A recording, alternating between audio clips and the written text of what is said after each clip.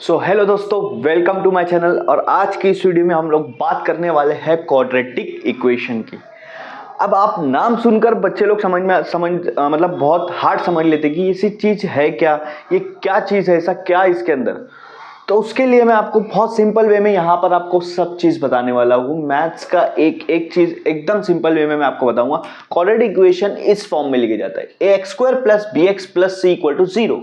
अब ये जो a b c है, ये तीनों की जगह पर नंबर आ सकते हैं, कुछ भी नंबर डाल दो। मैं एग्जांपल के तौर पर देता हूं, जैसे आप यहाँ पर 2x² + 3x + 6 = 0। तो देखो a b c इन तीनों जगह पर क्या आ गया, नंबर आ गया। बचा क्या, अब ये तो सिंपल हो गया, बचा क्या, ये x क्या है, वेरिएबल है। x क्या है, वेरिएबल है, और वही फाइंड आउट करना है। x की कुछ ना कुछ वैल्यू होती है। वेरिएबल वो होता है जो चेंज होते रहता है, जैसे जैसे पैरामीटर चेंज होंगे वेरिएबल चेंज होता रहेगा। तो यहाँ पे जो वेरिएबल यूज किया है, यहाँ पर सिर्फ एक वेरिएबल है x, लेकिन जो मैक्सिमम पावर है उसके ऊपर जो नंबर है सबसे बड़ा, वो 2 है। 2 से ज्यादा नंबर नहीं होगा या 2 से कम नंबर नहीं होगा, सबसे बड़े की बात कर रहा हूं। यहाँ पे 2 वेरिएबल है, इसके ऊपर पावर कुछ नहीं, मतलब 1 है। लेकिन यहाँ पे इन दोनों में बड़ा कौन सा है, जिसके ऊपर सबसे ज्यादा पावर है, और सबसे ज्यादा पावर 2 होना चाहिए, उसके अलावा नहीं होना चाहिए। ये क्वाड्रेटिक इक्वेशन की पहचान है। आया समझ में, आया समझ में, ठीक है। अब मैं यहां पर आपको फैक्टराइजेशन मेथड बताता हूं कि रूट्स कैसे निकालते हैं। पहली मेथड है हमारी ये फैक्टराइजेशन मेथड। पहली मेथड क्या है, फैक्टराइजेशन मेथड, ठीक है। उसका एक सॉल्व करके बताऊंगा। x² - 15x + 54 = 0।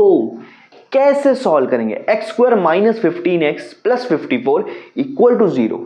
ये आपका क्वेश्चन है, ये है क्वाड्रेटिक इक्वेशन, पर इसको आपको सॉल्व करना है फैक्टराइजेशन मेथड से।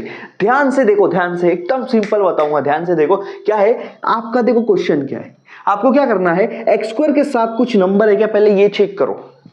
यहां पर x² के साथ कुछ नंबर है, नहीं है, मतलब यहां पे 1 है। यहां पे क्या है, 1 है। और लास्ट में जो आपका कांस्टेंट नंबर है, जो सिर्फ नंबर, उसके साथ कोई और वेरिएबल नहीं है, उस नंबर को लो और ये 1 को लो, इन दोनों को मल्टीप्लाई करो। मल्टीप्लाई, दोनों प्लस में है, तो आंसर क्या आएगा, 1 × 54 आएगा। सिंपल कंसेप्ट समझ में आ रहा है, बहुत अच्छा समझ में आ रहा है। अब आपको दो ऐसा टर्म लेना है। आपको दो ऐसा टर्म लेना है जिसको मैं मल्टीप्लाई करूं तो मेरा आंसर 54 आए, और जिसको प्लस माइनस करूं तो मेरा आंसर आएगा -15। ऐसा कौन सा टर्म है, इसके लिए ये नंबर देखो, इसके लिए क्या करो, ये नंबर देखो 54। ये नंबर का आपको फैक्टर्स निकालना है, मतलब 54 किस किस टेबल में आता है। अब अगर मैं देखूंगा 1 के टेबल में आता है जब मैं 54 से मल्टीप्लाई करूंगा, 2 के टेबल में आता है जब मैं इसको 27 से मल्टीप्लाई करूंगा, 3 के टेबल में आता है, 3 के टेबल में कब आता है, जब मैं इसको 18 से मल्टीप्लाई करूंगा, ठीक है। अब चेक करो 4 के टेबल में नहीं आता है, 5 के, 6 के टेबल में आता है जब उसको मैं 9 से मल्टीप्लाई करूंगा। 7 के टेबल में आता है नहीं, 8 के टेबल में आता है नहीं। तो यहां पर उसके फैक्टर्स कितने हो गए, 1 2 3 4 5 6 7 8। लेकिन हमको कॉम्बिनेशन चाहिए, 2 नंबर चाहिए। क्या ये नंबर हो सकता है, जब मल्टीप्लाई करूंगा तो 54 आ रहा है, लेकिन प्लस माइनस करने पर -15 नहीं आएगा। तो ऐसा कौन सा नंबर है, वो नंबर है 6 और 9। वो नंबर है 6 और 9, या 18 और 3। 6 9 या 18 और 3, इन दोनों में से कोई भी एक नंबर उठा सकते हो आप। आपको 15 मिलेगा, क्योंकि 18 - 3 करूंगा 15, 6 + 9 करूंगा 15। अब आप कौन सा ले रहे हो वो आपके ऊपर डिपेंड करता है, ठीक है। मैं यहां पर ले लेता हूं 6 9 सा, मैं यहां पर क्या ले लेता हूं, 6 9 सा, क्या ले रहा हूं, 6 9 सा, ठीक है। हाँ चलो, अब इसको कैसे सॉल्व करेंगे। मैं क्या बोला, जब इन दो नंबर को मैं मल्टीप्लाई करूंगा तो मेरा आंसर 54 आना चाहिए, वो भी प्लस में। अब कोई भी दो नंबर को जब आप मल्टीप्लाई कर रहे हो, उसका आंसर तब ही प्लस में आता है, या तो वो दोनों प्लस में हो या तो वो दोनों माइनस में हो, मतलब साइन दोनों की सेम हो। तो हमको यहां पर 6 और 9 की साइन क्या रखना पड़ेगा, सेम रखना पड़ेगा। क्या रखना पड़ेगा, सेम रखना पड़ेगा, या तो प्लस या तो माइनस। लेकिन प्लस रखना है या माइनस रखना है वो कहां पर देखोगे आप, यहां पर साइन क्या है, x² के बाद वाली साइन क्या है, माइनस। इसका मतलब दोनों माइनस में, इसका मतलब क्या, दोनों माइनस में, क्योंकि आप -6 - 9 करोगे तो आपको मिलेगा -15। समझ में आया बात, ठीक है। सॉल्व करते हैं इसको। अभी देखो ये x², अब क्या करो, -15x मत लिखो, क्या लिखो, -6x और ये -9x। ठीक है, ये दोनों लिख दिया इसकी जगह पे, लेकिन प्लस 54 आपको लिखना पड़ेगा इक्वल टू 0। ये आपका इक्वेशन हो गया। अब आपको क्या करना है, दोनों टर्म्स लेना है, इन दोनों में कॉमन निकालना है। क्या निकालना है, कॉमन।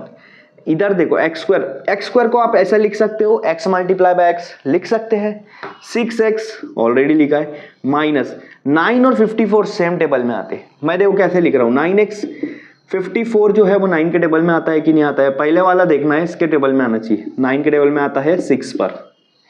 अब आप कॉमन निकालो, इसमें x और इसमें x कॉमन निकलेगा, अंदर बचेगा ये वाला x माइनस 6। अब आप देखो यहाँ पे माइनस कॉमन निकाल रहा हूं और 9 दोनों तरफ है कॉमन, यहाँ बचेगा x। जब भी ब्रैकेट के बाहर माइनस है तो अंदर की साइन चेंज हो जाती है, प्लस की जगह हो जाएगा माइनस। ये 9 तो आप कॉमन निकाल दिए, बचा क्या, 6 इक्वल टू 0। दोनों आपका ब्रैकेट सेम होना चाहिए। ये मतलब ये इस चीज से पता चलता है कि आप सही कर रहे हो या गलत कर रहे हो।